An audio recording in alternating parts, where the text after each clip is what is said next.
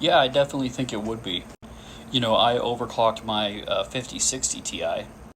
I was able to get it slightly over 3000 megahertz for the core speed and about 17,000 megahertz for the memory speed.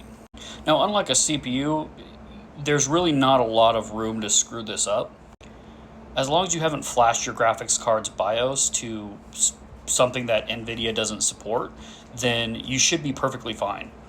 The BIOS is designed to be overclocked within safe limits. So for me, I have a Zotac card, so it's the Zotac Firestorm utility. Your graphics card manufacturer might have their own utility. If they don't, just use MSI Afterburner. But either way, it has built-in limits as to how far it can be overclocked. And if you mess something up, you can always just turn it down a little bit and try again. I like to use the 3D adaptive test on OCCT to stress test it. But the real stress test is from playing your favorite games and seeing if you have any problems. It is absolutely worth it. Just make sure that you consider a couple things. Make sure you adjust your fan curves. Your graphics card might get a little bit hotter. Make sure that you have enough headroom on your power supply, that you're not going to be running into issues where transient spikes are going to crash your computer. And make sure that there's proper ventilation inside of your case so that your graphics card's getting the cooling that it needs. Other than that, like I said, there's really not a lot of room to actually mess anything up. I would start with a small overclock, though, and then kind of work your way up to a higher one.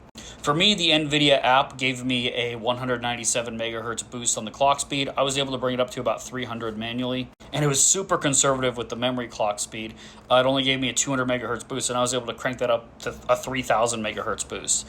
So memory seems like it's much more flexible to overclock than the core. So that should be it. Yeah, I definitely think it's worth it. And again, there's not really a lot that you can mess up. Now, if you do crash and your graphics card doesn't work correctly, you're only going to be overclocked for as long as. That's why I say it's really hard to mess something up unless you have messed around with your graphics card's BIOS, which you would know if you did. You should be perfectly fine. Yeah, it's definitely worth it. Go for it. I would say mess around with it. See how much performance you can get out of it. Graphics cards are expensive. You might as well get everything you can out of it.